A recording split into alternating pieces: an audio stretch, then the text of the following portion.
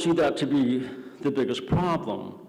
My argument would be, for example, where I say on the overhead that I don't think this is a threat toward privatization of education in California, is because we've been facing at least 2 decades of reduction in funding for California higher education, and I'm talking hundreds of millions of dollars just in the last 5 or 6 years since the 2008 recession. University of California's reputation as the world's premier research university has been battered and is at risk because they can't afford to pay for basic infrastructure, and I'm talking research, technology, and other types of equipment at these premier institutions. California community colleges, when I first went to college in 1979, right out of high school, I went to Santa Ana College, and it was $5. You paid $5 for your health fee, and that was it. You had to buy books, of course, books were on your own, but you paid $5 for a health fee. Community college education is supposed to be free. So while this is a problem, AB 955, I think it's a symptom of the larger problem of a collapse of public commitment to higher education. A second thing about this, and I should mention it, and you might not know, one of the reasons I don't particularly like AB 955 is because our president, our college president, Eloy Oakley, has been one of the main backers and one of the main sponsors for the bill. Whenever I read a story about AB 955 in the news, LA Times especially, I mean, that's the big national newspaper, almost always will quote Eloy Oakley.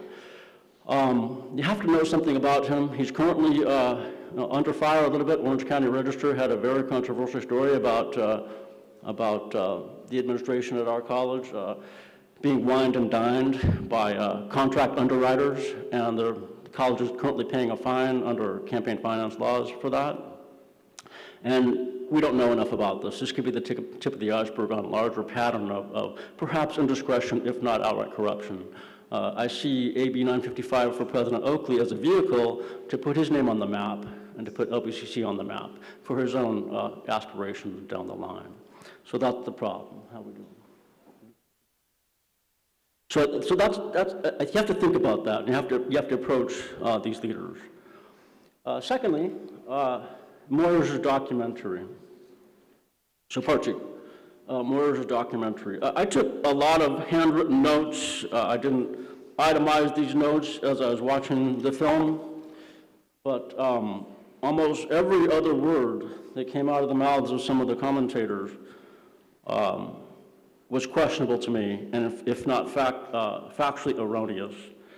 A number of the assumptions that they're making, for example, in the video, that for example, there's something wrong with states passing legislation, that this is a secretive kind of underhanded process where this highly organized right-wing interest group, ALEC, is able to mount some type of subterfuge against the legislative process. You have to understand the United States is a federal system.